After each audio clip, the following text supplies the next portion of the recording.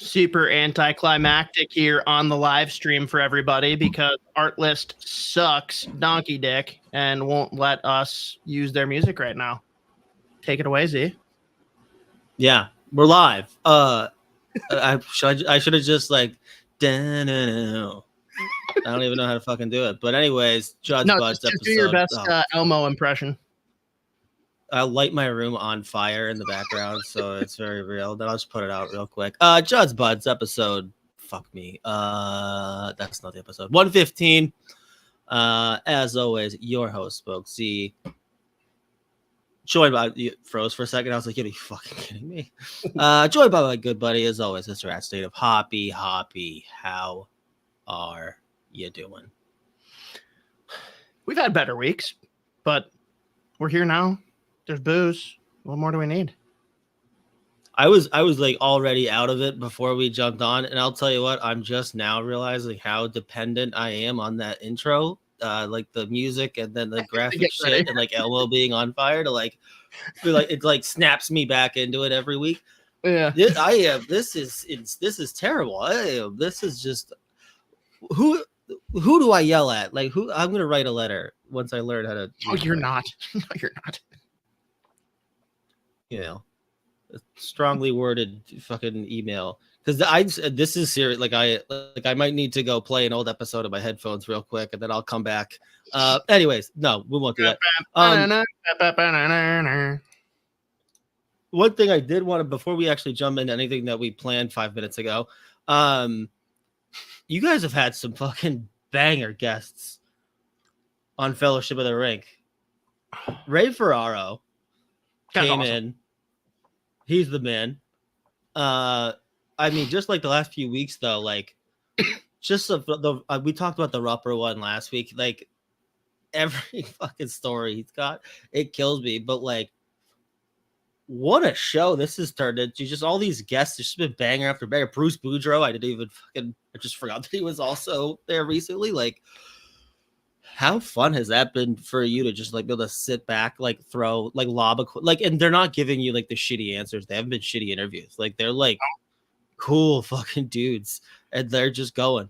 Yeah, and to be honest, I've only really gotten pee whacked on one question I asked, and it was like one of those ones where it was harmless, but also I understand why it like put them on the spot a little bit. So we deleted it from one of the episodes. Won't say which one or who or anything, but like everything's good there. But yeah, we've already got two in the hopper coming up as well that are banked ahead of time. Greg Wyshynski, he's a guy.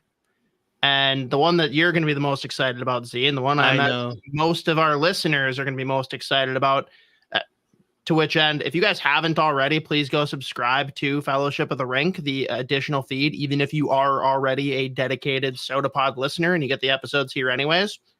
Why not just double dip and give us both subscriptions? Because in 2 weeks, we have prized prospect for the Minnesota Wild. Highlight reel is literally pinned on our YouTube page here. Absolute beauty, Riley Heidt. Guy is so cool. I wish I could be as cool as Riley Heidt. I want to be like Riley Heidt when I grow up. You know, he's several years my 10 years ago, I want to be Riley Heidt. yeah. Once I figure how to do that, I'm gonna take notes of that interview, and you know, I'll have that locked and loaded, ready to go. But yeah, no, just all around. But yeah, no, Wyshynski, banger, Riley Heidt, beauty, love that. All of them have been great. But so there you go. I think you would probably agree from listening to. I think the most fun one for me has been Rob. Yeah. Like, I mean, he's the perfect blend of like real takes and then just like the childish stories that I am obsessed with, where like that's what I really am looking for in half the fucking interviews. Like with ex-players, just like the dumb shit, like that's my favorite. So Rob gives you the best of like both worlds. So like you said, subscribe to that one. It's a good one. And then let's just get a David Pastrnak. So first of all, Czechia, congratulations, champions. That country was, it's unbelievable. Like David Pastrnak's leading the charge on this all-time bender. Part of me is sad because I just have so little faith in the Bruins doing anything like to win a Stanley Cup. Like they'll just like do the bullshit, maybe get to like a conference final here and there. But in terms of like the next few years, a lot's going to have to go right for them to win a cup. But like it hurts even more seeing like what David Pastrnak would be doing in Boston, like right down the street from my apartment. After watching him, like this is an all-time bender, and he is nonstop. That country will not stop. Like there's been like hundreds of thousands of people in the streets just shit-faced from 8 a.m. to 8 a.m. like just nonstop. And it's fucking incredible. The clips, I am living for them. I thought about calling out of work and just like live streaming, like you know how like on YouTube, like there's people randomly like, hey, here's the live stream of Prague right now, and it's like these people are out of control. Like these people are nuts, and it's phenomenal. So I am having a lot of fun watching David Pastrnak. He should have been wearing a GoPro the whole time, so we can all sit back and enjoy it later. There we go. And you know what, Z, we weren't going to do it. We're going to give it just a couple minutes time here because the first comment coming in from Joe Mama is, are you guys covering the conference finals on today's pod? We actually didn't have any plans to, but I mean, we've both been tuned in. Z, I think you know exactly where I would want to start with this, being that I think Jacob Trouba is just a poor, misunderstood human who can't control whether or not his arms just flap out like chicken wings. I don't know why everyone's being so mean to him. There was one, I forget who posted the clip, but someone was like, Jacob Trouba like eating dinner with his family, and it's the Rogan clip where he's like, you get a good amount of power lifts, but I can hit real fucking hard when I go like that with his elbow. And it's so funny. I saw the one where it's like the lady who's like a karate or taekwondo or something, and it's like the big human dummy, and she like takes a couple of normal swings, and all of a sudden it's just like over and over headshots. I mean, I don't know. It's funny because like everyone's acting like, oh, this is like a new trend. Like he's always done this shit. And let's be objective here. If you take away the chicken wing shots to the head, I have no problem with Jacob Trouba's game. Like that's exactly what you want from a player, but he can't help himself, but just flap it out and catch people in the fucking head. Why? And dude, Maurice, it is. Oh yeah, the fuck. What did he say? He's like, oh, he's talking about the like afford dinner or whatever. Yeah, everyone pass around your hats. Poor guy's not gonna be able to put food on the table or something. I think he said poor Jake, Yeah, poor which Jake. is just also like sneaky funny. He's like poor Jake. Use the first name. It's speaking of Paul Maurice, I keep going back and forth on him now, where I'm like, really, you're gonna have something that people think, but like every media availability, you're gonna drop something like, and now I'm like kind of annoyed by it, but like when he does drop a banger like poor Jake, they're like, okay, I'm back in. I like that. That's pretty funny actually. But he called him fucking poor Jake because like you obviously coached him when he was in Winnipeg too. Like For me, a big part of it too is like the just like cool, calm demeanor with which he like drops a lot of these things, because like other coaches are like, yeah, it's an absolute disgrace. Like they get like mad, and you know, like Dean Evison, right? Like he's basically trying to fight the refs through the media. And you got Paul Maurice who's just like, poor Jake, man. That you hate to see it. Yeah. And I get annoyed with myself for getting annoyed by it, because it's the classic thing. Like we ask these guys to show personality until it's some kind that you're like, I don't really like that one. And then you're like, no, I don't like that. Just give me I don't want to be one of those guys. So like I get mad at myself. I'm like, God, shut the fuck up. Just accept it. But I don't know. Sometimes he says some shit and it just annoys the shit out of me. So whatever.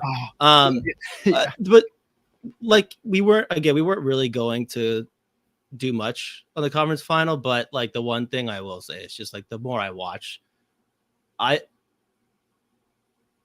don't really know how either team in the East ends up beating Dallas. Like Dallas is just so fucking good, dude. And Miro Heiskanen, like, Love him. I think we can't call him underrated. Everyone knows he is one of the best defensemen in the NHL. I do think that though it's a little like, I agree with you. It's just like the Barkov thing, but I still think there's a lot of guys that like until what we're seeing right now. Like a lot of people probably had him outside of their top 10 in the league. Don't you think?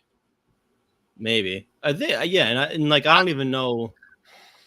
I guess I'm not really sure. It's just, I feel like the conversation around the best defenseman always just like he should be part of it. People just start yelling at you if you say anyone other than like Cale Makar, Adam Fox, Quinn Hughes, whatever, like Victor Hedman, which, you know, I'll take I'll go out on a limb here. I'll take Heiskanen over Fox. Heiskanen is just like, he gives you literally everything at an elite level. Like, it's unbelievable. Like, even just defending while skating backwards, he's like, he makes this shit look unbelievably easy, and he's going up against every single team's top dog, to the point where like they even bring in a guy like Chris Tanev to lighten the load. And I think Tanev had been on the ice for like 2 even strength goals, like, and they had gone through Vegas, they went through Colorado, like they went through everybody, and it's just like they're not giving up even strength goals against the other team's best players. Like, he's fucking unbelievable. But like DeBoer is just like, you know what? Like, this is still working. Like, fucking throw Miro on the ice. Like, the kid can play 30 minutes a night and shut down every player in the league, apparently. Yeah. So to Joe Mama's point here, Miro is awesome. If he played in Canada, he'd already have a statue. LOL. I was actually thinking about this earlier today and totally forgot about it until I saw this, but just think about the fact that he makes less than Nurse. Darnell Nurse makes more than him. Yeah. Imagine if Heiskanen was on the Edmonton Oilers. Would they be just like an absolute fucking wagon? And I know it's one player, but like, would that be enough to completely shift the complexion of the Edmonton Oilers? Who the fuck knows? I feel like it doesn't even, like, I don't even know. That they are one of the most confusing teams I've ever seen in my life. Because at the end of the day, like, they still have like Stuart Skinner in that. Like, it doesn't even, you could shut another team down for fucking 50 minutes of the 60.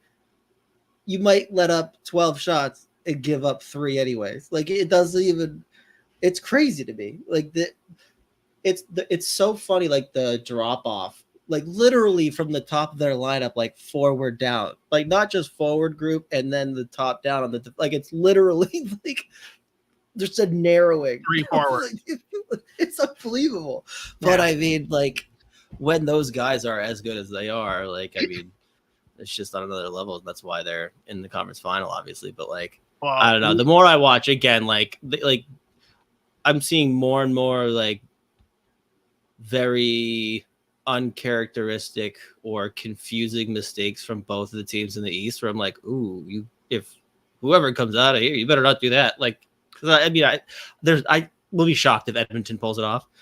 Like, shocked, just because I think so highly of Dallas. But like, you can't. Some of the mistakes these teams are making in the East, I'm like, you can't fucking do that against Dallas. Like, all 4 lines, all 3, they'll punish you. Like, it doesn't even matter. Like, they're just going to. So the more I watch, I'm just like more and more convinced like Dallas is just the team right now, which is cool. Again, like, the one good thing about these 4 teams being in the conference final is like none of them have won in a very long time. So it's going to be at least a new team winning a cup here. So of course they're the most recent. Right. Yeah. No, that's fair though. And I don't know. Let's flip the script on the whole Toronto Maple Leafs culture of like, you know, how does this affect the Leafs? How does this affect the Minnesota Wild? It's great how the timing lines up with the buyouts going away at the same time as Leon Draisaitl is looking for king shit money. Is there a number at which you look at him and say, no, we won't give you that much if you're Bill Guerin? Oh, God, I don't know.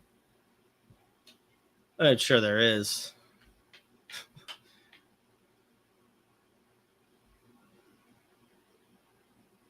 I have a hard time going over like 12, I think. Really? Okay. I think. I don't even know, though. I thought 13 or 14 was in the cards. Yeah, and I get it. I don't know. I just like, it's so weird picturing him not in Edmonton. See, I'm convinced he's not going to be in Edmonton. Yeah. Just purely like dollars and cents. Like him and McDavid both want big boy money, and they want to win. And I don't think you can give those two guys plus Darnell Nurse that much money and try and actually build a real contender around it. It's just hard. Especially, and now Bouchard's going to be getting the bag too. Like he's probably getting $9 million. Oh yeah, yes. So it is like they're turning into like that version, just in the West. I don't know if there we go. Unfroze, froze again, unfroze, froze again, unfroze. This is crazy. Can't tell you if I am live, but you are. Shifting to more of like a prospect focus, but while still talking about like specifically Dallas, I thought about this more like over the past like week or so.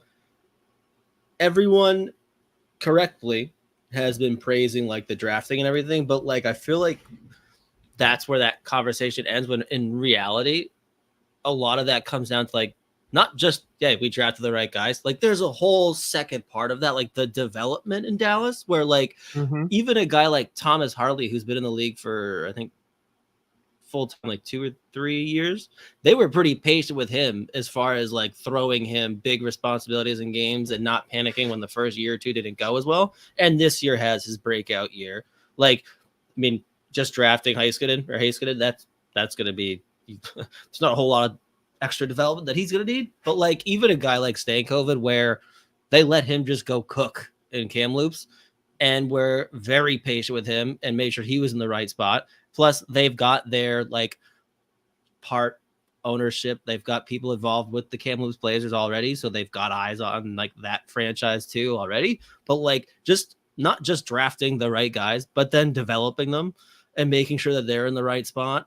Like that's a whole other like recipe to like having success with young prospects. Where like we saw it in Minnesota forever. It was either like just get rid of them too soon or throw them in the NHL way too soon. Like, fuck it, let's just do it. And like it just never really worked outside of maybe one or two guys.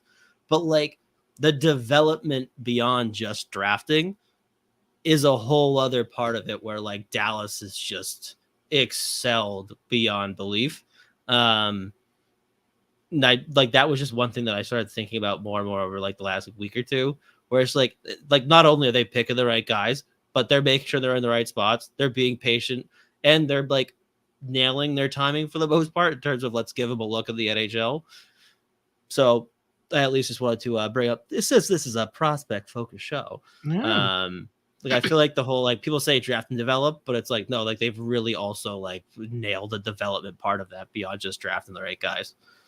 So to that point, though, because I think we're in agreement here, right? Like what Judd Brackett's been able to do here for the Minnesota Wild, how the scouting group has worked, and like how we have felt coming out of recent drafts. The draft part's down. Are we worried at all about the development piece, or is it just way too early to even evaluate that effectively? Right. Well, I think you see jumps in some guys' game, like it. Actually, even before the one part that I have been at least mildly concerned with the last like 2 years specifically is the shit that goes on in Iowa. Because like realistically, like the young kids that are playing that, like, they're ready to play at the AHL. Like, but it hasn't really looked like there's a ton of like they're just losing like game after game after game.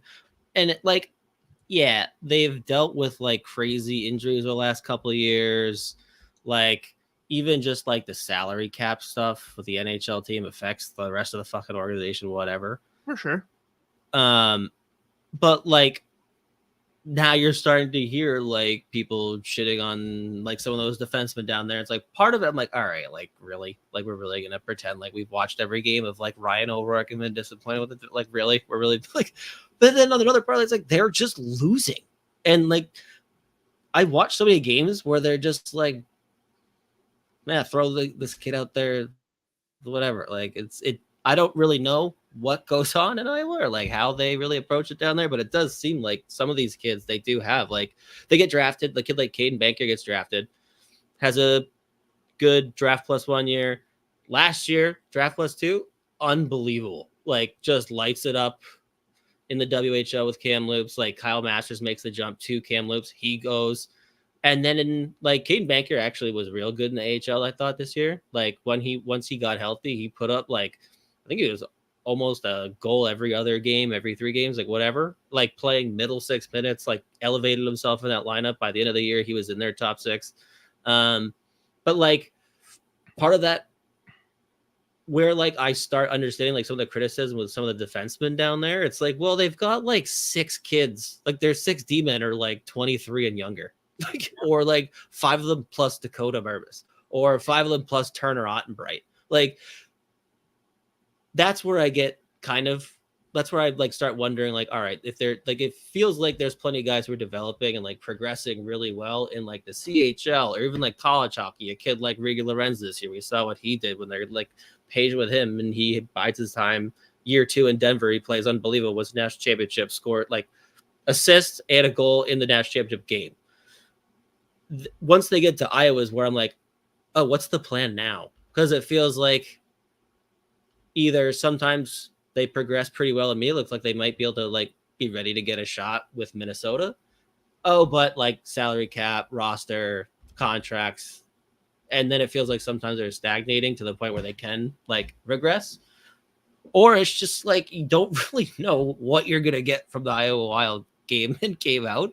And like the one guy I'm not worried about down there because he's getting plenty of fucking rubber is Jesper Wallstedt. So like he's just eating pucks and he looks great. And like being small sample size looked real good a couple games there in Minnesota. But like, yeah, it's because he's fucking getting eaten alive in the AHL with like 60 shots a game and still like all-star both years the AHL. But that's where like, and I was gonna transition from Dallas into like the Minnesota part of this. Yeah. Like the Texas Stars are fucking unbelievable.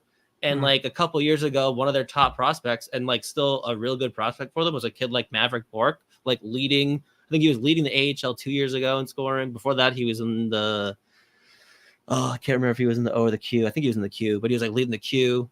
And then all of a sudden they like pace with these other guys. Wyatt Johnson immediately takes over like that top spot. He's in the NHL doing his thing. But like they've been patient with guys like Maverick Bork, where he's still playing great in the A and didn't be like, oh, well, he's lighting up. Let's just bring him up. Like they've just picked right spots to bring these guys and incorporate them in the lineup and like letting other guys marinate. But you see like the progression specifically in the AHL. That's where I get concerned and why I mentioned either last week or 2 weeks ago, like the part of like the reshuffling with Minnesota's front office. I'm most intrigued by what's going on now, like in the AHL in Iowa, because it sounds like Hendrick's be pretty fucking hands-on down there. Like they, like there's been a bunch of title shifts down there. Like that's where I'm going to be very curious to see how that like affects development in general. But all that to say, again, like I've seen plenty of progression and development in guys like before they come to Iowa. Where I've got concerned is like it seems like they're having some kids that show up to Iowa like stagnate a little bit. Yeah, and I think that the point you brought up earlier of is this because the Wild don't know how to develop, or is it more like shit, dude, with injuries, with the cap constraints in the NHL, like will things be better post buyout money, right? Right. We can't really evaluate that yet, but I think we can agree regardless, what's been happening of late isn't ideal. Let's transition here. I'm still wrapping my head around like it makes sense on the front of it here, getting into the first draft trade that we've had in the, I guess, postseason for the non-playoff teams, Chicago and New York Islanders. So Chicago moves up with 2 picks. The Islanders move back slightly with 3 picks though. So the full trade, and this is off memory, Z. We the first round we swap 18 and 20, so a very minimal switch, but you're in the top 20 now. Like you're in the teens, inching forward for Chicago. And then there's 2 second rounders going to the Islanders, but Chicago gets the earliest of the second rounders coming back their way from the Islanders. Are you going to be beside yourself if Chicago actually uses that 18th overall pick. What was so interesting about this is like this is usually a trade you see. I feel like draft day. You see that like when the 18th pick in the moment. Yeah. Like literally, like, hey, we let the guy here. Let's do this. Yeah. So it makes me want like you got to think that they've got a guy they're targeting, and they like. Are they still not done? Are they going to keep trying to move up here? Because like they've got plenty of time. Because otherwise, like, what the fuck did we do that? Like, right? Because like, already, whoever you're targeting at 18 may or may not be there, and they may or may not have been there at 20. Like, this has to be a stepping stone to further packaging and moving up yet again. I don't know. If they pick at 18, people are going to be confused. Yeah. So that's the thing. Like, that's where I'm like, I don't even know how to fucking like dissect this one, because they absolutely like there's just no reason to do this trade in May. I love that everyone's asking now, oh, do you think that 2 and 18 is enough to entice the San Jose Sharks to give up their one overall? Like, you guys are idiots. I'm sorry. Yeah, no, they're not like doing the zero Berkey, world like, where that's somehow. happening. Yeah. No chance. But yeah, like again, like these trades that keep happening while the playoffs are going on, in my brain, I'm like, this isn't, I can't, like, this, no, that didn't, like, it's not even, it's April Fool's again. I don't know. Are these fake? Like, I'm like going down the conspiracy theory rabbit hole every time there's a trade going on while the playoffs are happening. Yeah, like my only real like main takeaway was just the fact, like, oh, what the fuck is Chicago up to right now? Like, they really are going to try to keep sneaking up here. And the Islanders, if they're sitting like, yeah, we'll take more picks. Absolutely, like go back 1 or 2 spots here, sure. So like, and Chicago is not moving up right now because they're gonna go like target a player. Like, they're absolutely planning on trying to continue to move up here in the draft. So I don't know. Like, I have no idea what the fuck they're up to. I'm trying to figure out, like, because again, I guess now that the U18s have finished, like there isn't really any there's like whatever viewings you have of those players, like that, those are the viewings you have. So like they have to have at least 1 or 2 players specifically that they're targeting closer to like the 15-10 range or whatever that they're trying to inch up to, or at least get in that ballpark. So I get it. And like realistically, again, like so far they've moved up, what was it, 2 spots it was? And I don't remember like the who got what in the second round or like how many other picks are really involved, but 18 and 50 for 20, 54 and 61. Like I like the Islanders into this. Yeah, they're like, sure, fucking all right, no problem. And then Flyer Voracek chiming in. I feel like Lou offered them to move back, so he had a piece to add another ancient veteran for that extra second. Yeah, that was it with Montreal. They did that trade 2 years ago, where it was like they actually moved or they picked up Romanov and they like moved some picks around. You're like, what the fuck are you doing, dude? But that's at least not an ancient player. Yeah. But yeah, I mean, Chicago, clearly they're up to something where they've got, I would imagine they don't have one player specifically that they're trying to inch up for. Like, I would imagine there's 2 or 3 that they want to get in the ballpark, like, and just moving up 1 or 2 spots will make a meaningful difference. But it's just interesting, like looking at like the type of player even that they're targeting. I'm not even entirely like sure either, because like this is a pretty, in terms of like upside, or when you look at like the different strengths by position in this draft, like center and goaltending are like not super strong. There's a ton of fucking defensemen, and I mean even then there's like a pretty steep drop off after like. There is like a legitimate drop off in terms of like any kind of certainty after like probably anywhere from 10 to 12. Like after that, like there's a ton of guys with upside, but like 50-50 whether they're going to like really hit that ceiling or whatever. So I'm sure they're trying to just like inch closer to 12 here. And I'd be very curious to see who they think might, because like there's going to be players, by the way, because of how good some of the top defensemen are. Some of like my favorite players in this draft who might be like center, wings, whatever, they're going to fall to like 10 to 15 to 20. So it's going to be fascinating. So Yeah. Like they must have a couple guys in like specifically that they want to be able to at least give themselves a shot at. So moving picks is a pretty like they've got to be pretty confident they can get there. So I wonder what else they have up their sleeve. Well, and that's where I was wondering too. I just pulled up the order for the draft thus far, and it's a bummer that the only other team that has 2 picks in the range of Chicago is San Jose, who's got 1 and 14. So there's no move to be made there. But I was wondering if like Chicago is firmly eyeing like one of those defensemen, does it make sense to slide back like 2 to 3 spots, but also then bolster up and move the 18 up? But that's not going to happen. So we can just ignore the fact that I ever said it.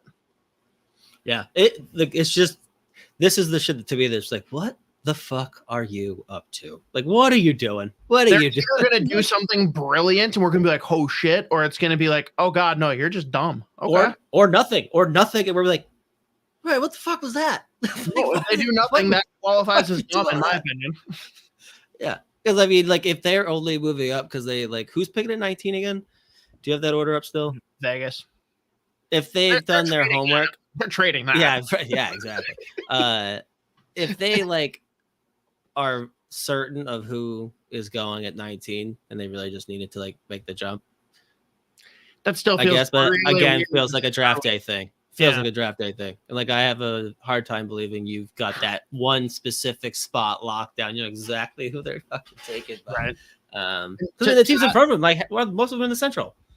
Right. And to that point, we've got from Bill Pariseau here. Did you catch Russo's comments on the draft on his latest podcast? He's convinced that the Wild, if they do anything, are going to move down. Interesting with all of the guys in the system already. What are your thoughts on that in general? Yeah, I mean, we've talked about this before. Like, hey, what's more likely that they would do anything to move up or down? And it was like, oh, down 100%. Because I mean, like, what they have a first, a second, they don't have a third, and I think they've got like a fourth, maybe 2/5 or something like that. Like if there's an opportunity for them that, like, I know there's a few players I'm sure that they're very keen on that will probably be there anywhere like 5 to 6 picks after where they're at right now. If they can accumulate like another second, a third, whatever, wouldn't shock me at all. It's funny too, though, if you listen to people who have just been covering drafts forever, it's like there's no point to guessing who's going to move up and down before the draft because it's like it's a crazy game to play a month out. Because I mean, half the time, like it just happens on the spot. Like teams are sitting there like, oh shit, he didn't go at 12. Oh shit, he didn't go at 13. Oh shit, he didn't go at 14. Like we got to go up. Like there's no way this team right in front of us isn't going to take them. So like we saw that happen with, I mean, the Maybe Wild moving, or Edmonton moving, not taking fucking Wallstedt. So there you go. But yeah, they'd definitely be more likely to be moving down because, like we said, there's so many players with legit upside in this draft. Like it's such a toolsy type draft where maybe the full package isn't all the way there, but there's so many guys where like aspects of their game, you're like, man, if we can work with this kid and he hits, like the upside's legit. It's just a guessing game. I mean, you could say that about every prospect, but like this draft in particular has been like the very toolsy foundational level skills or whatever, like type of player where like there is a framework that we can work with here. And if it hits, it's going to hit. So that's what makes this draft so fascinating. That's why I kind of like it too. Yeah, that's fair. Now to transition Togo, Will Smith not going to play college hockey next year. He is signing his ELC with the San Jose Sharks. The second they won that fucking lottery, he was like, fuck it. Like, no, that's not true. The second they won the lottery, he hits up Celebrini. He's like, yo, dude, I know you said that you might stay, but like, are you actually going to stay? Yeah. He's like, nope. He's like, yeah. I'm good. Or he's like, all right, I'm gonna sign. He signs, and Celebrini texts him back. He just goes, gotcha, bitch, go Terriers, let's go. And then he runs it back. He goes back for his sophomore year. Smith's like, fuck me, damn it. God damn it, got me again. Mulligan. Oh shit! It was a prank. It was a prank. Wild card, bitches. How does this affect the Toronto Maple Leafs? No, how does this affect the Washington Capitals? Do you think there's any chance now that they can lure Ryan Leonard out? Yeah, I don't know, because I mean, again, like this is what we said right after the National Championship game. Of those three, I was like, oh, Ryan Leonard is the one that, like, if there's one guy I would imagine is like gonna go, Ryan Leonard looks to be the one that's ready, like the most ready, not just because like he's putting up all these points in college hockey, but like he's not going to have to go to the NHL and put up points to be successful right away.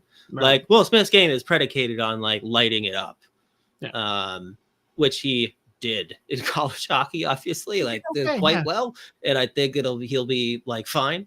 But I mean, like they put out a whole press release thing about Ryan Leonard saying he's going back to BC, and like that was what he wants to do. And like, I mean, even like the media guys in Washington were like, yeah, no, like he's very much like that's, and it sounds like that's what Washington wanted to do anyways. So I don't think I can't imagine it's going to really change a guy like Ryan Leonard's plans. But I mean, do you think that Judd Brackett is praying that it does happen, because that is his best chance to see Gabe Perreault maybe have a little bit of a sophomore slump, and then he can like just like slink past and be like, God, please, Charlie, do something at Michigan State. We need it. Needs it. You know, like Judge just like, gotcha, motherfucker. Like, God damn it. Like, let's go. He calls Washington. He's like, yo, get Leonard out of there. Get him out now. Okay. Well, that's exciting. And yeah, dude, Smith and Celebrini long term is going to be so fun. Yeah, and I mean, they've got a couple guys there that, like William Eklund, nasty. Slippery Pete, he's baby. Been, dude, he, like his draft year, I loved him. What did he go? I was so curious. I thought. Yeah, he's somewhere around 7 or 9, maybe. I can't remember. But I just love like that was one where we were just sitting there like, man, how does he not go top 5? Then he doesn't go top 5. Like, holy shit, the slide's on. And I mean, first year too, like he played his like 7 games or so his first year after his draft, played really well, and they sent him back to like fucking Sweden or Finland, whatever. Like no, why did you do that? It was so much fun. And then this year he had a couple games where he was just fucking unbelievable. I think it was the Islanders. He put up the natural hat trick in the 3rd period. 7th pick, nailed it, loved it. But yeah, no, him, Eklund's there. Got a kid like Bordelot there. Like, there's plenty of young talent there. It's just it's still going to be a very weird, beast like Keon Addison, best D Manley. Dude, if Dean Evison somehow miraculously gets hired there, I'm gonna be so sad. Yeah, that's good. He said like not because I dislike Dean, not because I don't want to see Freddie Gaudreau get traded. If it's San Jose where Kalen Addison landed, I'm gonna be so sad. Yeah, just like think about it in my head, like, oh god, like Kalen's just sitting there like, you gotta be fucking kidding me. Right now, I believe on their like NHL roster, the Sharks have 1, 2, 3, 4, 5, 6. 8 forwards locked up beyond this year.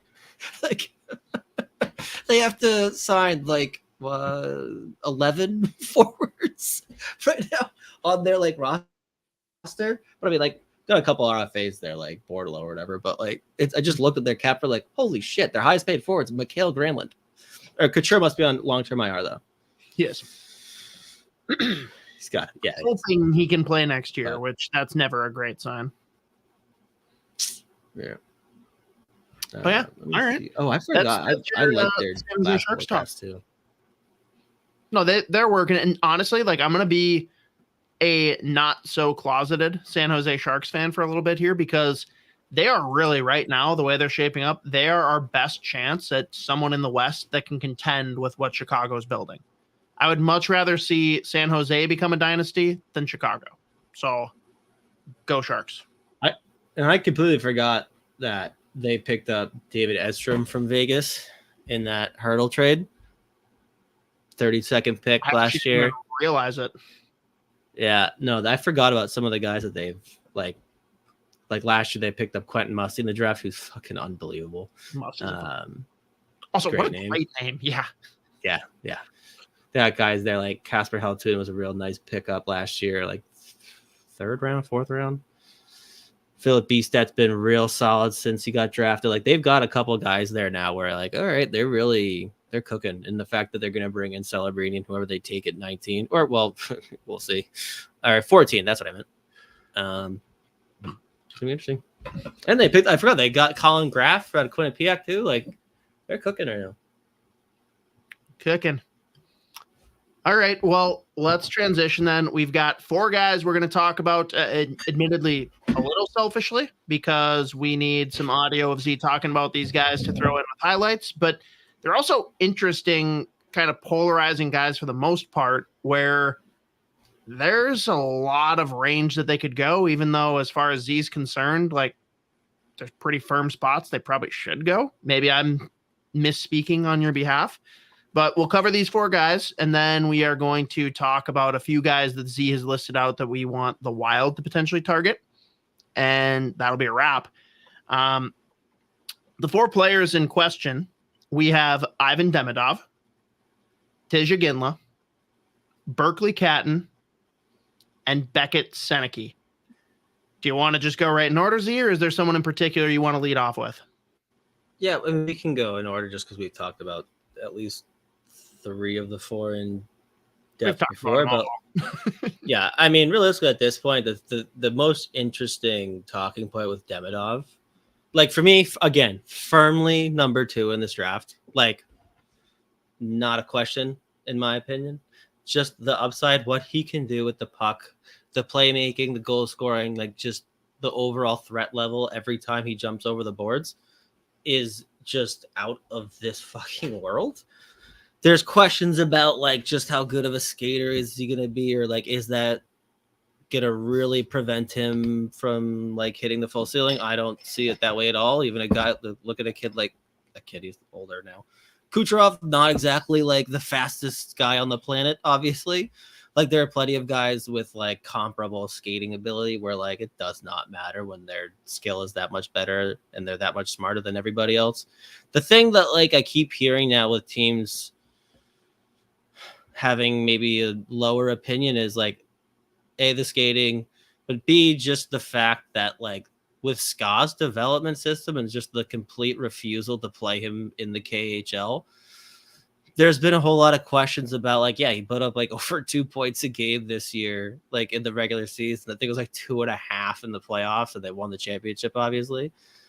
And like every game, he is the best player on the ice, despite the fact that he's younger than pretty much all of them. But the level of competition I keep seeing come up, and like for me, I don't understand that at all. Like I get if you want to like just look at the raw points, but if you just look at the plays that he's making, and like I've seen plenty of people questioning, like I brought up like his ability to take the puck off the wall and drive middle and just through defense like butter.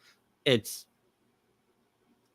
again, like I haven't really seen many prospects do some of the shit that he's doing with the puck in a very, very long time. But I'm even seeing people question like, oh, well, he keeps on like cutting to the inside and the NHL's going to get smoked. It's like, all right, wait a minute. We also talk about like young players playing on the perimeter, but now that this guy's just like thriving by going middle, like getting middle ice, like every time he touches the puck and putting himself in dangerous areas, like now we're gonna like use that as a thing. Like, I don't know if that'll work. It's like, all right, we have to pick one then. Like we can't shit on guys for like big perimeter players and putting up points from the outside, and then look at a kid like fucking Ivan Demidov, who like gets to the middle, he's unstoppable, despite not being like the biggest dude in the world, despite not being like the greatest skater in the world. Which is it? Like we have to kind of pick a side here. So every time I hear people talk about him and like try to put him out of like a top 4, 5, 6, 7, I'm like, it seems like you're like, it just sounds like you're trying to talk yourself into not having him there because you like the big defenseman. And I do think like he's probably gonna go after 2. So I just have this nagging suspicion that Salayev and Levshunov, which, and I get it. Again, like both of those players, you look at the defenseman versus the winger thing, get it. But I don't know. I have a hard time not believing in at least 75% of what Demidov's doing on the ice. Like it feels like a stretch to me to say like, it's like, that's not enough for me to shake him off too. Like, I don't care about the level of competition. The skating's not like, it's not like he's a poor skater. It's just like, no, he's not an elite skater, but he's still like is somehow unbelievably agile. Like, and he's light on his feet. And he showed the ability to drive the middle. For that's a good thing. I'm not worried about him going to the middle too often. Like, I don't care about that at all. The fact that he's doing it and then either like setting up someone for a tap in or scoring himself and putting up a highlight reel goal, like every fucking time he touches the puck. Like, for me, it's the easy number 2. So I don't know. The only way that he slips farther than I think he should is like teams are really loving these big, high ceiling defensemen, which there's a pretty good chance that happens. So we'll see. Fair. Well, next guy then that is, I don't know. It feels like every time we talk, he's moved up. At some point, he's going to end up being in the discussion with Macklin Celebrini, I'm pretty sure. Yeah. Take it away with the next guy on the list here. Yeah, Tisha Ginla. This is another one that, like, I actually can understand the hesitation for some people. Like, I mean, at this point, with how strong he stayed through the whole WHL campaign here, like, he's started to creep into people's top 5s. That's pretty, I can't really get myself there. Because, like, there are, when I went back and I did that, like, clipped up a highlight video of Tisha Ginla, it is a lot of it is himself, like, creating offense for himself. Like, you see he has some real nice assists or whatever, but a lot of, like, the goals versus assists ratio, you're like, ooh, he's creating a lot for himself. That's where I start being like, yeah, I don't know about how much of it's translatable, but, like, I still can't question the ceiling. So for me, he's in that top 10 or whatever. But when I start seeing it like 5, I'm like, oh, that feels, it's a pretty big swing. I get falling in love with the upside.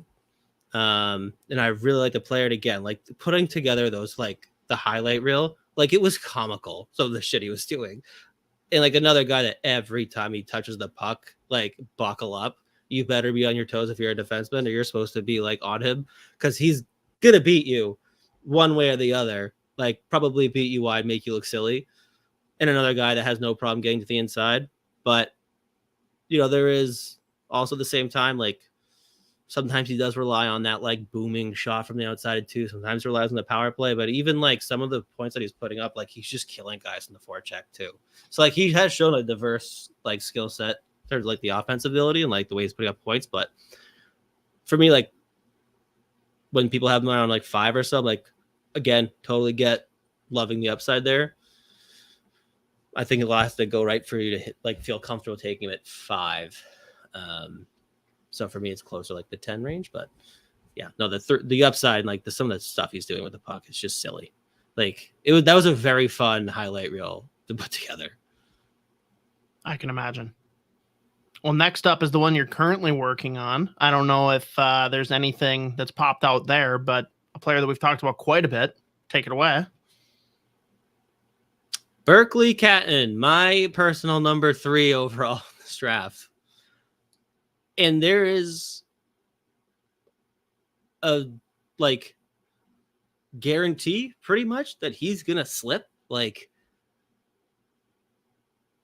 it's not out of the realm of possibility. And if this is the case, and I'm Judd Brackett and Bill Guerin, I'm, like, literally, like, fighting to get to the podium, that he's sitting there. If he's sitting there at 13, like, get the fuck up there and, like, don't think about anything. Just take him.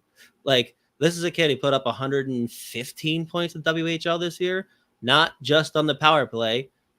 He had, I think, like, 6 or 7 shorthanded goals, a couple more shorthanded assists. Like, he kills penalties, plays 5v5.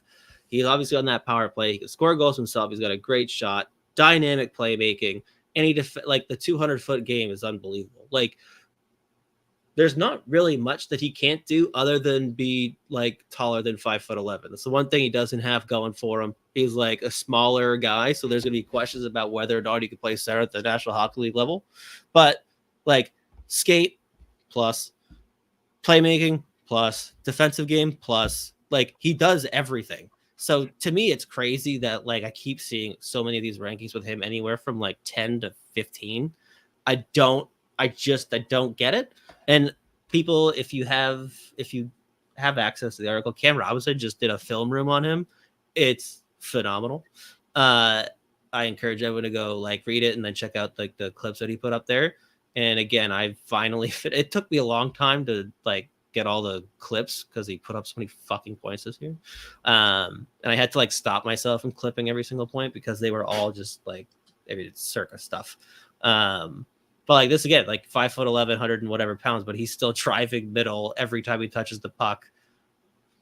His ability to like shake guys off and create separation for himself is unbelievable. Like that's another guy. Every time he touches the puck, like he is creating something, and he provides a threat every single time he touches the puck. So I love Berkeley Cat, and he's been my third overall, but like pretty consistently this whole year, and has done nothing to make me think otherwise, other than the fact that he's a 5'11" center. I guess that's the thing that people are going to try to use, and even if he's going to be on your wing, which I still see him as a center at the NHL level. If you've convinced yourself that he's going to be on your wing, he's still a dynamic playmaking winger. He's been he's either had an A or the C on his sweater in Spokane the last 2 years as like a 16, 17-year-old in the WHL. Like the track record's there. He's shown you like an ability to excel in every area of the game. I can't understand just the doubters, I guess, that want to put him outside the top 10. But if he's sitting there at 13, like I said, sprint to that podium if you're Judd Brackett and Bill Guerin, take him, and then good to go. Love that. And I guess, Z, we do kind of have a grudge match going here of sorts. Minnesota girls score. It counts this time from Sean Cosgrove. We've got the Minnesota-Boston clash. That was insane. It was, yeah. I guess, right, I have someone, or my buddy Connor's there covering it. He said that place is fucking bananas right now. They're not even, it's not even, it tries to be crazy. They're in Lowell, which is not, it's not Boston at all. Not quite like the Foxborough Boston thing, but like, still like annoying. But it was so brutal because I think it was like the same night that I think the T-Wolves lost game 2 or 3. I can't remember which. It was just like, I just saw so many of my friends from Minnesota be like, what the fuck did we do in a past life? Like, to fucking deserve this? Because that was insane. Like, you think you won it all. Goal gets wiped, flips in overtime. I couldn't fucking believe it. Like, I was just sitting there like, what do you do? Like, I don't even know what I'm like, why do we watch sports? Why do we why do we care about this? We should stop. To feel something. That's pretty much it. Cole chimes in, love me a scouting report, but I got a dip, gentlemen. Got to go ask out a lady. I'll update you next week. We will be waiting on the report. Last guy here on that list of 4Z is, I don't know, one that's probably in play for the Wild. Like I've seen him in quite a few different places, but kind of a late riser here. Take it away. Yeah, so Beckett Seneke, and this is the most recent one that I just finished the highlight video of, but I put out like a miniature. I put like one on YouTube that was like 5 or 6 clips. Beckett Seneke has been like firmly a first round guy all year. Beginning of the year, like tapered off a little bit, close to the 20s. As the year went on, he started dominating in the OHL. And the playoff run that he put up for Oshawa before he got hurt was like, I mean, every night he was putting them on his back. And this is a kid that's like, I think he's 6'2", 6'3", 200 pounds. He's mean. He can skate. Like, decent playmaker. He's got a phenomenal shot. But the rise for me, it's like, I totally get it. Like, you see the kid with those tools and just like the fire he plays with, and he is a miserable player to play against, because not only is he going to run you through the glass, next shift he's gonna walk you and put you on a poster. Like, he is legit. Like, the upside with him is scary. There's been talk that like the Canadians like him at 5. That for me, I'm like, okay, that's like, you're convinced he's like not only hitting at the rate that he did in the OHL, but like he's going to be even better. And again, like it's funny because I know a couple like guys that like their territory or whatever, like they talk about like the Canadians prospects, but like they have their own little show or whatever they do. Like they're like, I don't know if I would do it, but like I kind of get it. Like it's not. And like with where they're at with their prospect tool, the past couple of years with the guys they've drafted, they can kind of take a big swing. For me, 5 still a little early. Yeah. But again, like another guy where he goes super early, you're like, that's like falling in love with a late riser, kind of. But like, think about it though. That the perfect scenario though, you reach, you take a guy like him at 5, then you have the Carolina Hurricanes come in and offer sheet him, turns into a bust, and they're going to be talking about offer sheeting him, just like a Jesperi Kotkaniemi. Yeah. They actually had to come out. They had to literally come out like a press like, we are not buying him out. Like we're not doing it. Like that's bad. Like when they're putting out that fucking 8-year contract was fucking nuts though. So yeah. But no, like you're gonna see Beckett Seneke go, I think, like really early on day 1. And I think the reaction really is gonna be like, all right. Maybe earlier than I would have been comfortable, but again, like you see the tools and like what he's been able to put together when he stayed healthy. And you can completely understand like taking that swing. Like for me, again, 5 is like, fuck, that's aggressive. And like, I'm like kind of like, fuck it. Like that's one that you're like, fuck it. Let's do it. Where is he on your list? Is he early teens, mid-teens, late teens? Like, where would he go if you were picking for every team? I put him, I think I landed right around 12. Oh, okay. And probably before or towards the end of the OHL regular season, I probably had him closer to like 18, 19, 20. I think when we did our kind of off the cuff picks for the draft lottery, I think you put him at 16.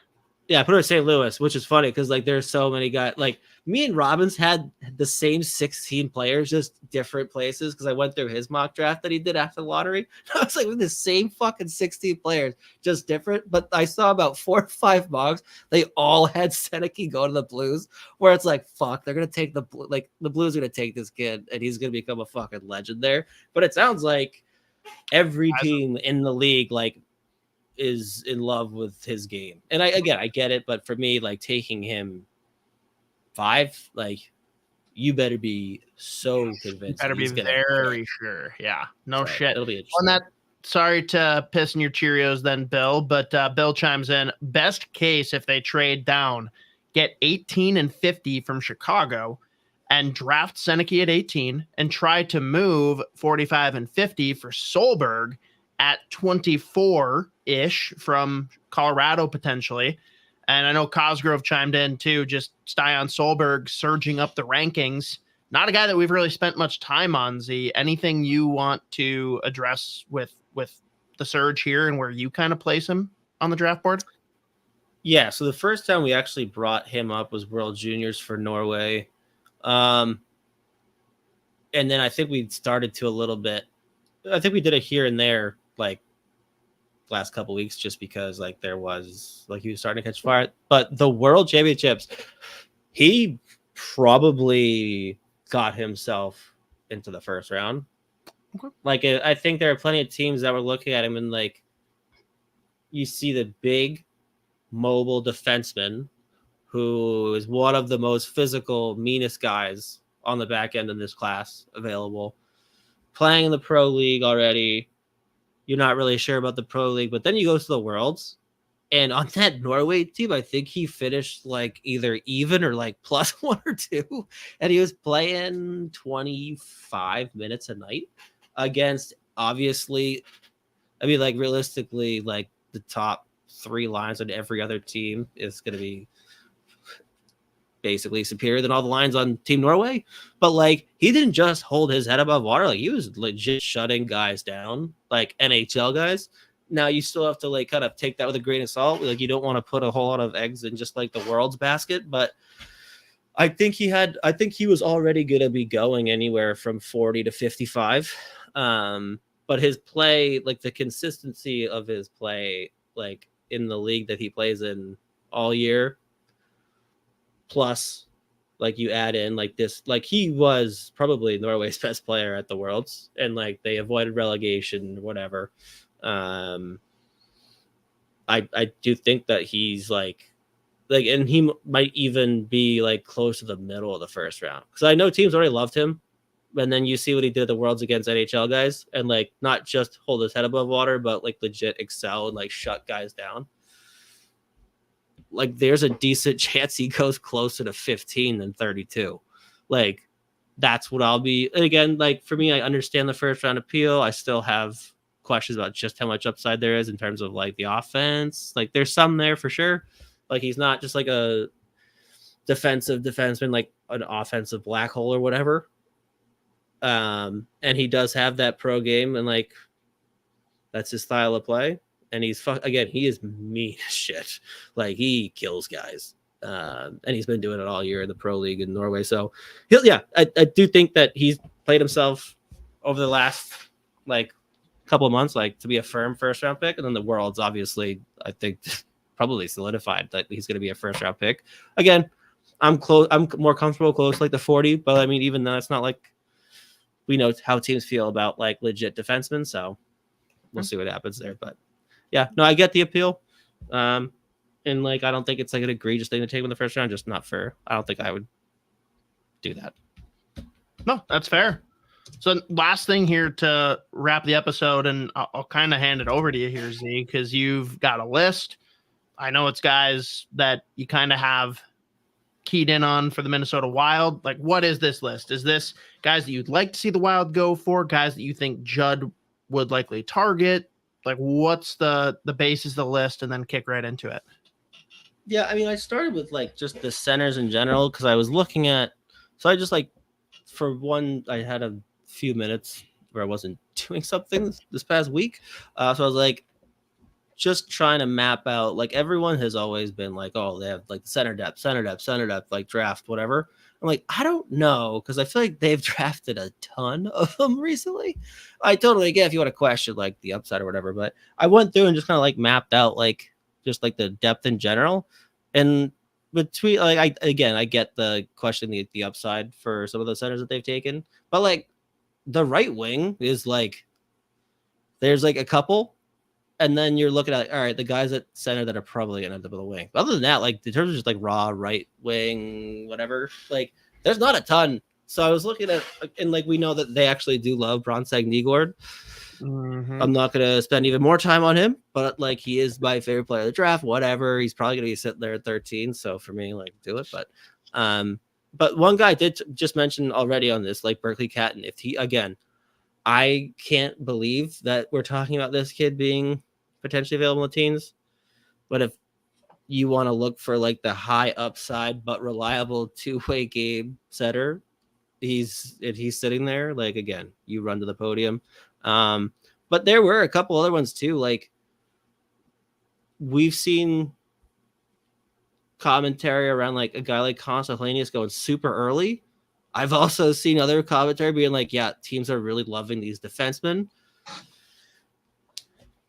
A kid like Constantinius who like the raw skills might not jump out, but he's also been talked about as a guy that could be ready to play the NHL like as soon as next year, the year after. And he looks like a guy that can play in the NHL. We saw him put up like half a point per game in the Finnish Pro League, a very low scoring league in general. And he did that as a fucking 17-year-old. There's a point per game in the playoffs for them. If he's sitting there, that's another guy I am like very high on there. I still, if him, Catton, and Bronseg Nygård are sitting there, I still go like Catton. And then you could talk about Helenius versus Bronseg Nygård, but just a couple of centers there. And then if you wanted like a couple of guys that, well, one that fell off, and we've mentioned before, like early on when we started targeting guys, like Liam Greentree has really like fallen in a lot of like, especially like public scouting eyes, just more so having to do with like guys around him rising up in the rankings. Like he's probably going to be sitting there. That's a big left shot, but he plays on the right side, highlight reel type player. And again, we talked about it before in the mock draft where like he had 90 something points on a team that won like 14 games, and just like his highlight reel is him doing everything himself because he had no one else around him. So what he did this year was unbelievably impressive in the for Lethbridge. But I'm curious about a guy like Michael Hage. For me, right around the 15, 16, 17. But if you want a projectable, good frame, high upside guy that has a two-way game, like Michael Haig, especially as the year went on, like we saw him between everything he dealt with at the end of last year, this summer, had a tough start. But like once he picked up steam midway through the year, he did not look back. And for me, like I think that's a guy, if you want like a legit center with upside that plays a pretty projectable game, that's another guy that I like too. So I at least wanted to just bring up the fact that like Catton keeps falling. Hellenius, I get mixed reports on.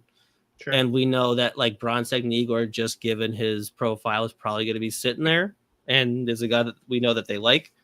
But like just the stuff with a guy like Sedecki rising so high, like people loving a guy like Salayev this year. So many of the guys that we had pegged as like for like top 10 guys, they're going to be sitting there like anywhere from 10 to 20. And like, that's why we talk about like the Wild being more interested in moving down than moving up. That's exactly why. Like it's this, like the moving, like guys have been all over the place. Yeah. And it's like changed every month. Which, I mean, that comes with the territory every year, but I feel like this year it's definitely way more aggressive than past years. But I'm curious for you, because you're talking about a guy like Michael Haig now. We did our like top 10 lists for different like regions, right? And so for NCAA/USHL, you had him at number 7. Is that something you look back at and like kind of reconsider where you would place him, or is the NCAA USHL crop just that goddamn stacked? Yeah, I mean, off the top of my head, I'm thinking about it. Celebrini, Levshunov, Buyam, Iserman.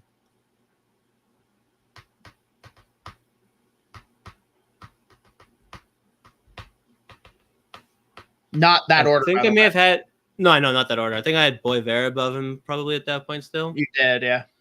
I have them like neck and neck. I love both of them. 6, I think. Yeah, I have them neck and neck. Who was 5? I'm trying to find now. Hang on. Oh, you had the skinniest man in the world. Oh yeah, Trevor Connolly. Like that's another. That's we've talked about him. That's be a fascinating kid to see where he goes because he might have top 5 upside. He's gonna do silly shit at Providence. Like he is going to eviscerate college hockey next year. So yeah, no, this is like in terms of like the NCAA and USHL crop this draft, like there are some legit players and like that are gonna go like not just first round, but like top 15. So yeah, I think when I look at the guys I put ahead of him, I still probably like I have him and Boivera pretty much neck and neck anyways. Like that's kind of like a pickup for me. So I still think that's where I end up putting him. So who would you rather have for the Wild? If you're picking at 13 and it's one of those two guys, which one are you grabbing?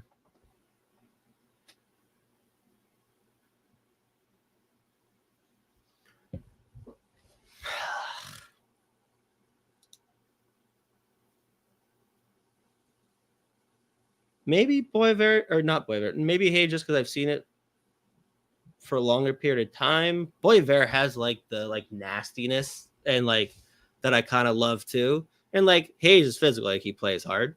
But Boivera also like he's got the upside, plays a very projectable game, the big frame, but he's fucking mean too.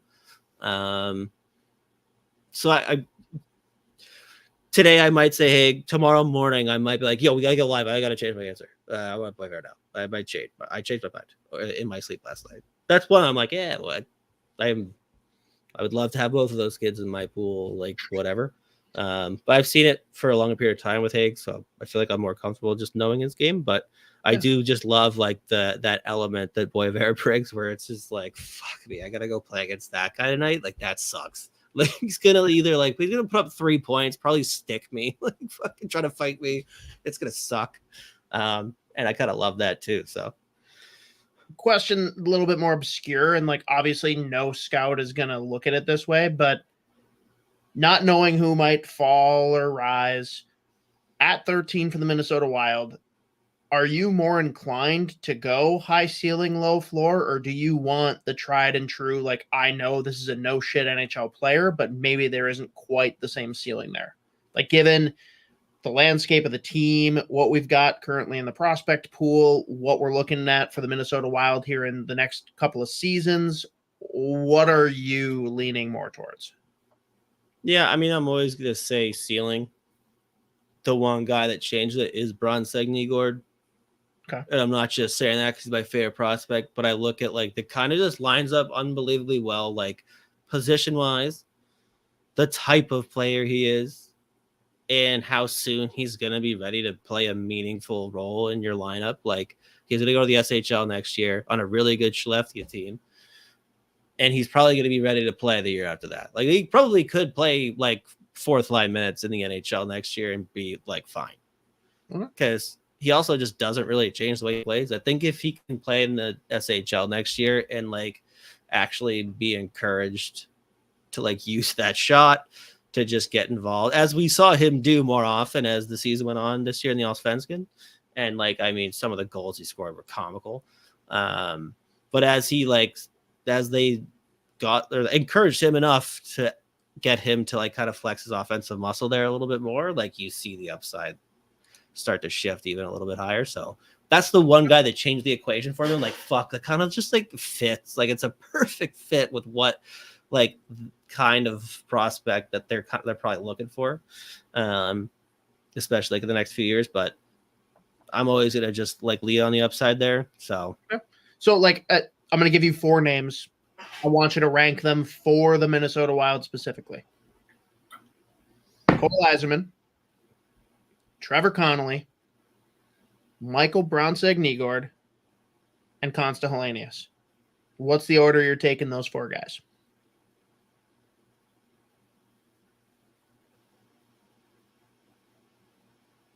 I think I've already said Helenius in the past. So I'll just stick with my guns at that point. Helenius, Bronseg-Nygård,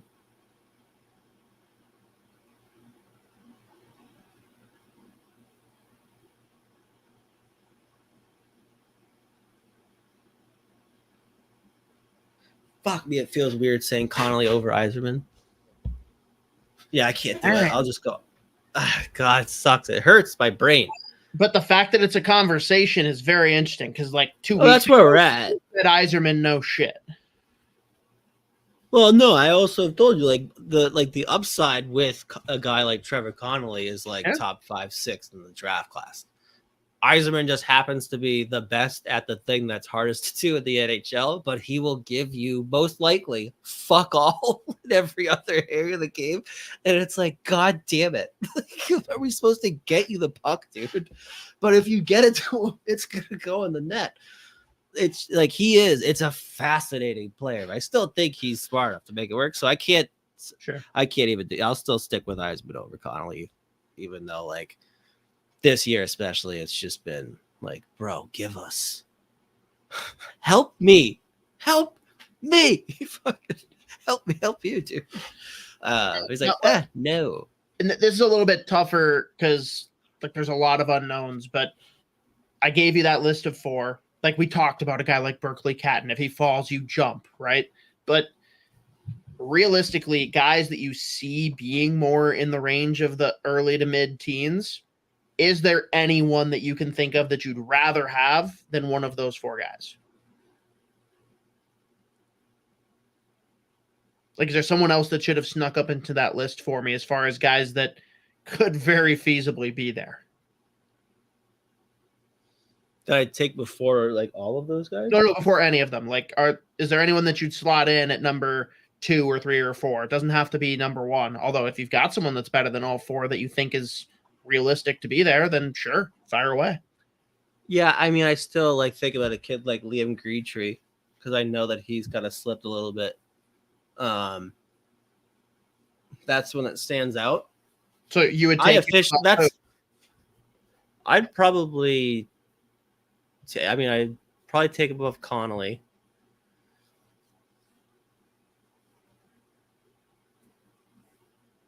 At this point, there's a decent chance I'd take above Yzerman. Because he's falling, he's gonna be the one that the Wild take, and everyone's gonna be like pissed off about it for some reason. You just know that's the route it's got to go. Yeah, it's weird. It's because of like he's been like obviously he's been pegged top 2, 3 forever. And then like this year, it's just like, man, that thing that we said the only way that this would be a problem is if he decides in his draft year to do nothing other than score goals, like literally nothing other than score goals. And he just goes, that's what I'm going to do. But then he scores the most fucking goals in the NTTP's history in one season. Like he takes over as the leading goal scorer for them. Like he is an enigma.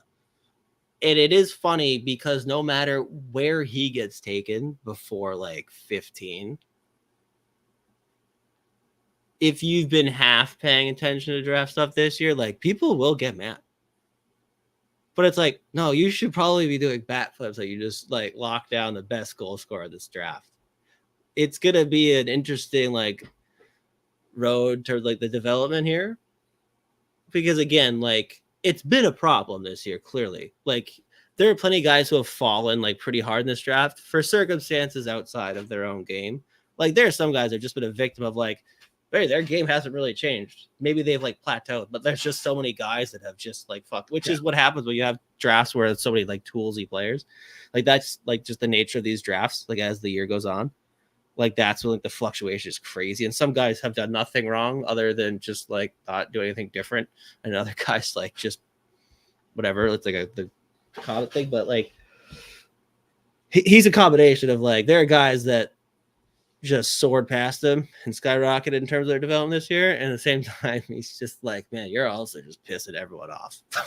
But it's like, this is fascinating. Like he is, I've said that about a lot of players. Like I'm very curious to see where he goes. Like this is the one that's like breaking my brain the most, where I'm like talking myself into taking some other guys over the best fucking goal scorer in the draft and the best goal scorer in the history of the US NTDP. Like what the fuck? It's fascinating. It really is. But I still think like he's a smart enough player, and like we've seen it in flashes that he could give you a little bit more than just like I will sit here in Ovi's office just on the other side of the ice and score. Like we've seen it before. It's whether like how consistent you're gonna get that every night. So. Dude, imagine though if be great. Hang on. Could he fall to 17 and then you literally just watch in like 2 years him and Ovechkin just tee up on opposite sides and someone just facilitates in the middle and it's just like repeat rip after rip? The defenseman's like they're just playing with a blindfold on, like they're just firing a pass Taylor left and right. Addison is perfect for that. yeah. It's just you have never seen more straight legs on a power play that clicks at like 39%. Like you've never seen anything like it. Like the worst mobility, best fucking conversion rate. Well, but then all you do is get two guys. Like obviously they're not going to get these two guys, but imagine if they had like a Joel Eriksson Ek and a Zach Hyman just posted up right in the fucking slot area in the crease and just like ready to just pounce on anything that leaks. Well, they've got Ryan Leonard. They have Ryan Leonard there. Leonard and Wilson. Here we go. It's very funny to think about it. And then you have Andrew Cristal just runs around too, like give him the puck and he just like puts it through his legs, and everyone's like mad about that. Meanwhile, Yzerman and like Ovechkin are just like sitting down, just waiting for it. God, that's an interesting thought, but. Love it. Yeah. We're closing in. It's crazy. We're almost just about a month away. Yeah. When this drops on Friday, or actually, I think he's just putting it up Thursday this week. Anyways, doesn't matter. when this drops, it's basically 4 weeks out from the draft, which is pretty nuts. Everyone, make sure you're tuned in. We will have the annual draft show yet again. I'm sure it'll be as unhinged as usual. The fact that we don't have work the next day is a problem. I've told many people the same thing. God, we already get banged up. The fact that it's on a Friday is gonna be crippling. Oh my goodness. So that's scary. If there's no one else left that you had for that Minnesota Wild list, we've got one question that came in on from Mr. Lebowski 5.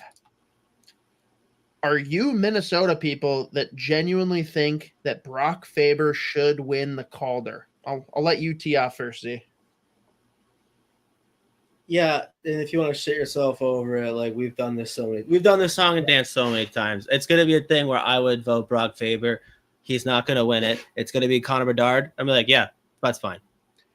Bedard's gonna win it.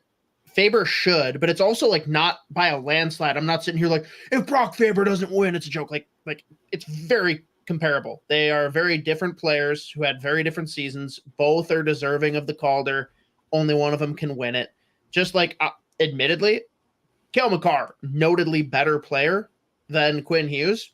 Their rookie year, I actually think Quinn Hughes might have been more deserving of the Calder, personally. But again, you're splitting hairs, like two really good guys, and the votes are going to get split.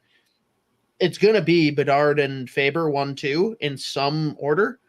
And if it's a landslide either way, I'll be pretty shocked, but it's probably going to be Bedard. And I don't think it's correct, but like, I'm not going to lose my mind over it because it is really thin margins between the two of them.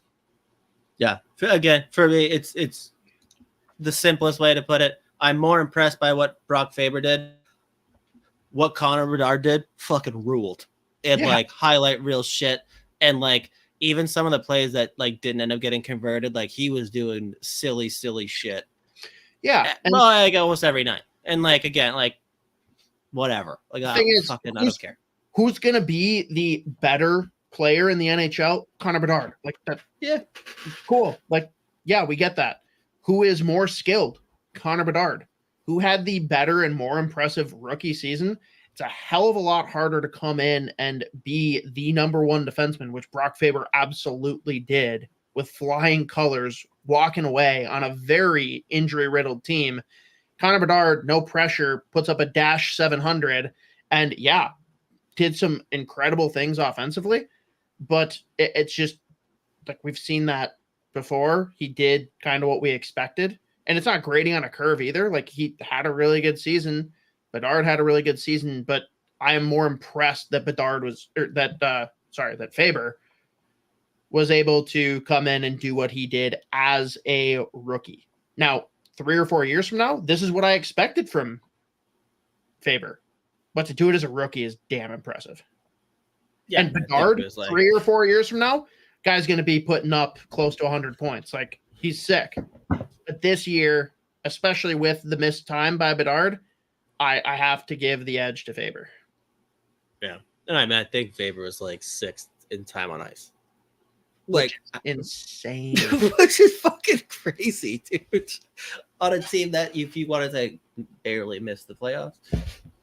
But whatever. Again, like it's this is the year where I'm like, yeah, I don't fucking really care about this at all. I care about like the people that are annoying about it. Where I'm like, shut the fuck up. Like, how are you possibly looking at their seasons and be like, oh, one is clearly better than the other? That's what blows my mind. Everyone is so firm on one side or the other. Like, there's no room for discussion on it. Both sides are absolutely wrong. That's what I'm like. You know what? I hope both teams lose. Yeah, at this point, this is annoying as shit. Fucking give it to Rossi. No, give it to Rossi. What if they actually tied? Oh, Jesus Christ. Both had the same amount of first place and same amount of second place votes. They're the only ones that get votes. Incredible. Yeah. No one even goes further on the ballot. No, yeah. So, like, we stop it here. Oh, man. Love it. I don't know. As far as I know, that's all we got, unless there's anything else you wanted to throw in, Z. Nope. I don't think so. Actually, well, last thing, Mem Cup. Saginaw's doing their thing at home. And then Moose Jaw, I think they're going to the semis, but Kalen Parker, Moose Jaw, he fought Max McHugh from London, and they had the TSN feed had the ref GoPro thing on, which that thing was nuts. Kalen Parker hung in there. He landed a punch or two. Max McHugh is an absolute fucking lunatic. He lives for this shit. I have watched him. He's a guy that fights a ton, and when he fights, the wires cross pretty much every single time, and it's peel him off. He's gonna go to jail. So good for Parker for fucking standing in there. He ate a couple good ones, but the camera feed was nuts. So I think they're going, but I think they're the semi phase now. I think they're playing right now. I think is it Saginaw in London? I don't know, but we'll see what happens there. Hunter Hayton was player of the game last game for Saginaw. It's good thing he scored the eventual winner. You'll enjoy that part of the Riley Heidt interview. Hate. Yeah.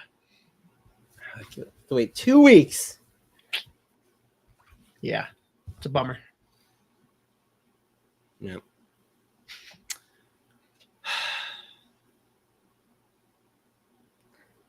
So reading some of the shit.